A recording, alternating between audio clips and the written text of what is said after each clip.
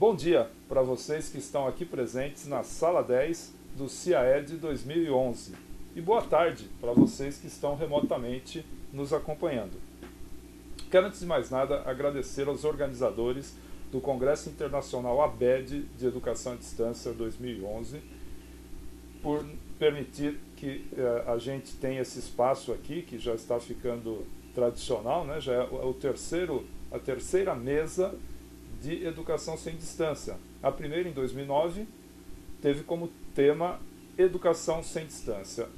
No ano passado, o tema foi Educação sem Distância, da teoria à prática. E este ano, iremos discutir a importância da comunicação e da interação para a educação sem distância. Agradeço também à professora Vani, que está coordenando essa mesa, as demais debatedoras, a professora Alice Carraturi e a professora Adriana Clementino. Agradeço aos participantes remotos que vão fazer a sua intervenção ao final com perguntas e comentários. E, finalmente, aos presentes aqui dentro, participantes do Congresso e que vieram nos prestigiar aqui na nossa mesa. Eu vou começar fazendo um resumo dos conceitos que fundamentam a educação sem distância. Muitos que já assistiram palestras minhas, leram meus trabalhos, meu livro, ou participaram das mesas anteriores, vão se lembrar. E aqueles que ainda não tiveram essa oportunidade vão poder, então, ter um breve resumo sobre esses principais conceitos, que são distância, presença e interatividade. A distância pode ser de três tipos. Você pode ter uma distância espacial, que é a mais conhecida, a mais tradicional, a distância física, que a gente possa medir em metros, quilômetros, etc. Mas, além da distância espacial, a gente tem nas atividades educacionais a possibilidade da distância temporal, que é a distância que permite você ter atividades síncronas, ou seja, sem distância temporal, ou assíncronas, aquelas que têm uma distância temporal, como no caso de fóruns, e-mails, etc., em comparação com chats, que são sem distância temporal, são síncronas. Mas, além dessas duas distâncias, a gente tem a chamada distância transacional, proposta por Michael Moore, e que engloba as percepções de distância que vão além das distâncias físicas, sejam temporais ou espaciais. É aquela percepção de distância que o aluno tem, que pode ser uma distância psicológica, uma distância cultural, social, etc. E é importante, quando se quer reduzir distâncias, se trabalhar com a composição dessas três distâncias, sendo que a redução de uma ajuda a compensar eventual efeito de outra e assim por diante. Um outro conceito muito importante é o conceito de presença. Com as tecnologias, a percepção de presença passa a ser cada vez mais complexa, porque não é mais necessário você estar fisicamente no mesmo local para ter sensação de presença. E a gente tem dois tipos de presença. A gente tem a presença física e a presença social. Dois tipos principais. Existem outros, mas vamos ficar nesses dois principais: presença física e presença social. A presença física, ela pode ser simulada por meio de tecnologia de telepresença, né? Por meio de realidade virtual, realidade aumentada e outras técnicas que fazem com que se tenha a percepção de uma pessoa estar em outro lugar fisicamente. A associação de ISPR, que é uma associação internacional que estuda a presença, define a percepção de presença em atividades mediadas por tecnologia como sendo maior quanto menor for a percepção da tecnologia envolvida nessa mediação. Um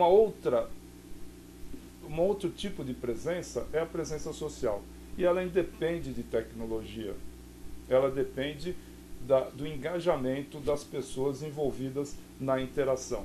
Então é necessário que haja interatividade, que haja envolvimento, e você pode estar se sentindo presente socialmente numa interação por telefone ou até mesmo por carta.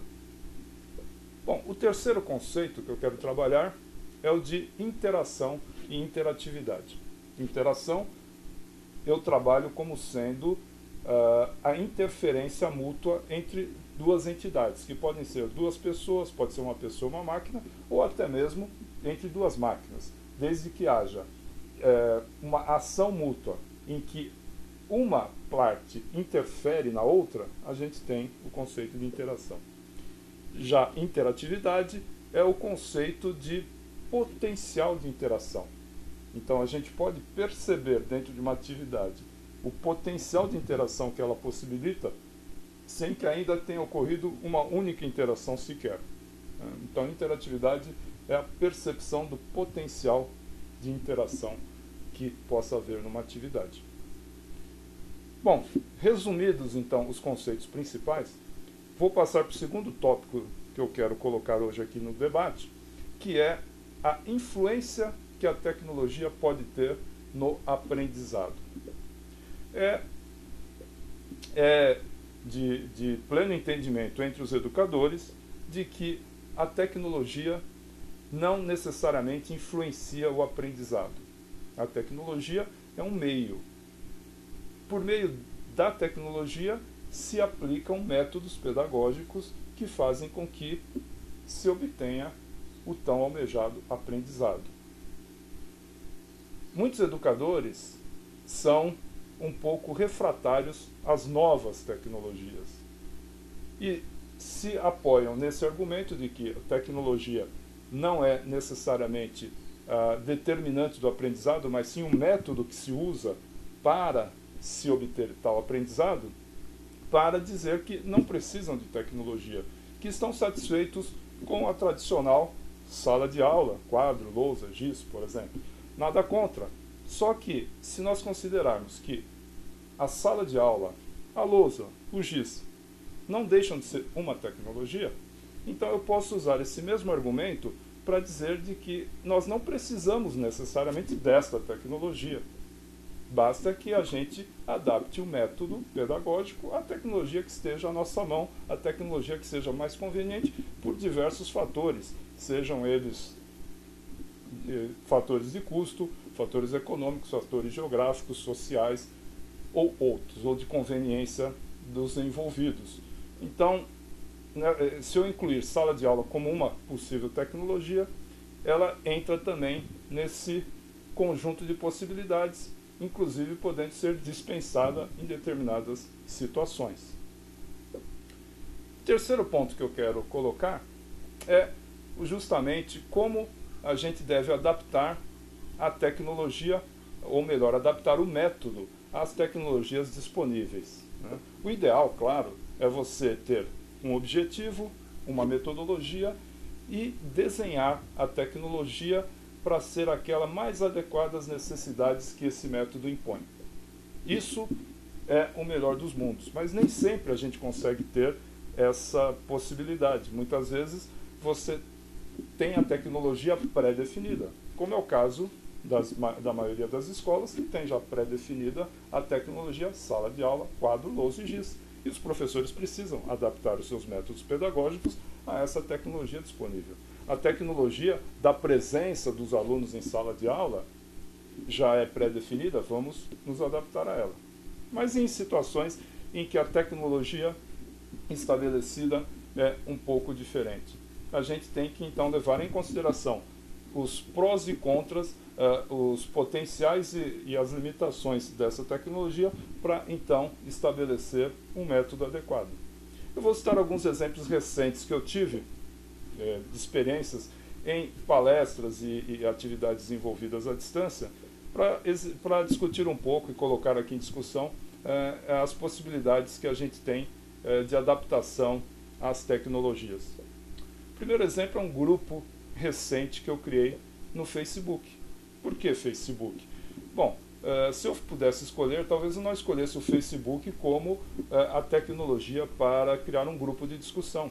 A gente sabe que existem ambientes muito poderosos para se trabalhar com grupos de discussão e que oferecem recursos maravilhosos aí de interação, de armazenamento de conteúdos, de registro de todas as discussões, etc.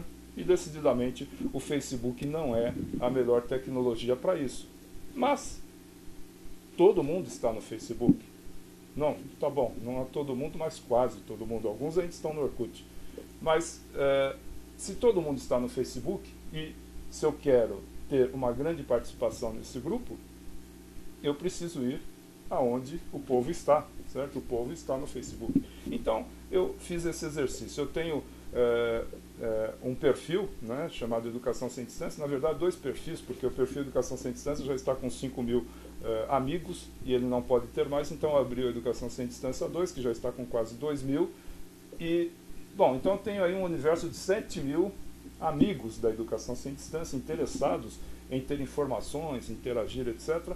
Mas no Facebook eu tinha dificuldade em mandar avisos ou me comunicar com todos esses 7.000. Apesar de eles todos serem meus amigos, existem alguns critérios meio obscuros do Facebook de quem recebe quais mensagens quando, você nunca sabe quem está vendo aquilo que você está falando, etc.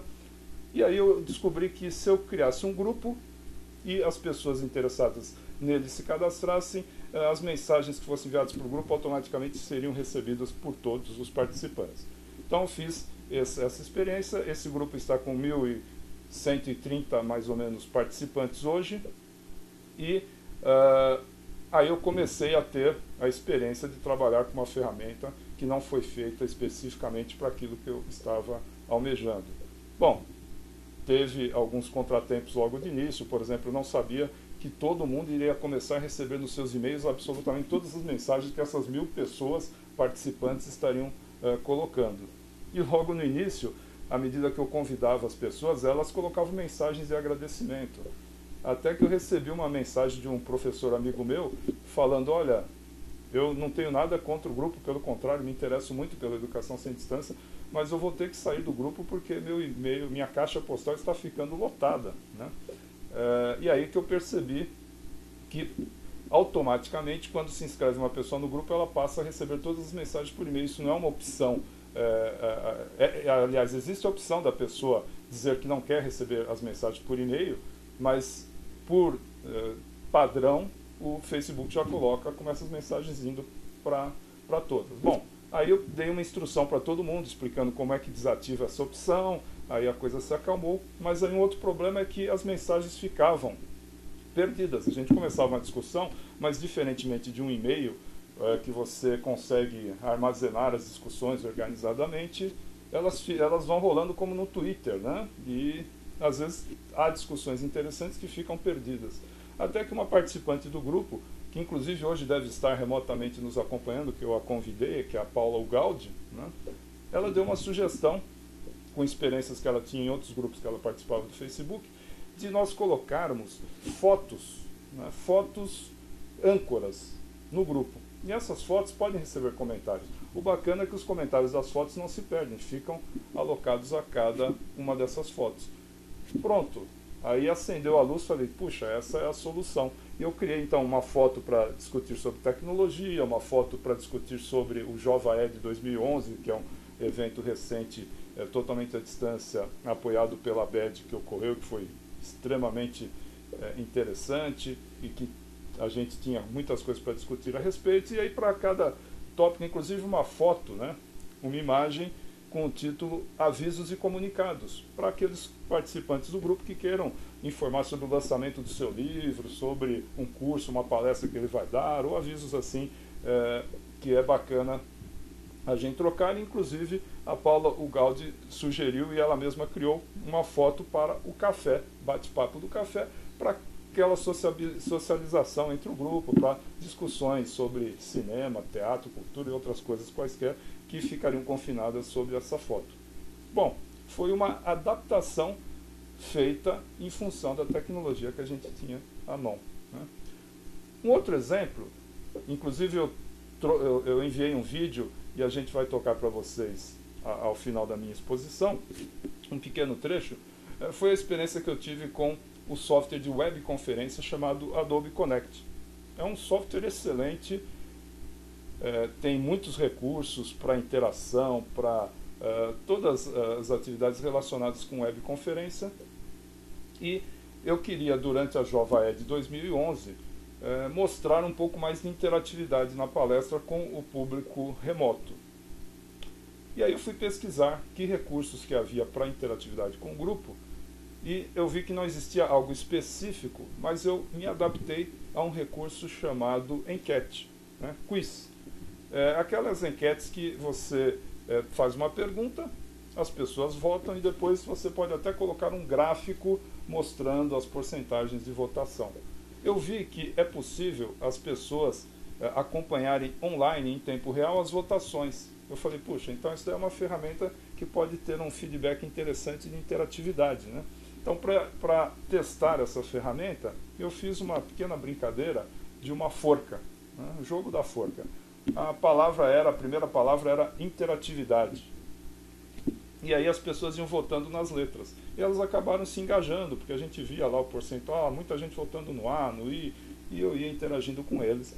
E o feedback que eu tive depois de quem participou foi de que eles se sentiram muito presentes mesmo a essa atividade. Depois vocês veem um pequeno vídeo aí sobre essa experiência. E por fim, hoje a gente só tinha disponível a ferramenta Skype. Então vamos ver o que é possível fazer com a ferramenta Skype. Daqui a pouco vocês vão ter essa oportunidade. A ideia é que a gente tenha uma participação remota e presencial. Os animadores de programas de TV perceberam há muito tempo que ter um auditório ao vivo torna o programa deles muito mais atraente, ainda que, na verdade, o público destino é um público remoto. Então, a princípio, os programas poderiam ser feitos em estúdio, conversando-se diretamente com o público remoto. Mas a gente sabe que os programas de auditório dão uma sensação de presença, de participação maior, e inclusive maior feedback para o animador que está lá animando aquele auditório. Então hoje a gente está fazendo uma experiência parecida. Tá? A gente tem o auditório aqui na sala 10, né? E a gente tem alguns poucos participantes remotos. Eu não coloquei mais porque a gente tem dificuldade de conexão, mas a ideia é que a gente tenha, então, ao final, uma discussão em que vocês vão poder fazer perguntas para a mesa, para mim, para os demais componentes da mesa, e os demais participantes remotos também vão poder colocar perguntas, logo eles vão aparecer aqui na tela, ok? Então, muito obrigado pela presença de vocês, obrigado, professora Vani. Deixo agora, então, retorno a palavra à professora Vani para continuar com o debate. Já já eu volto. Um abraço.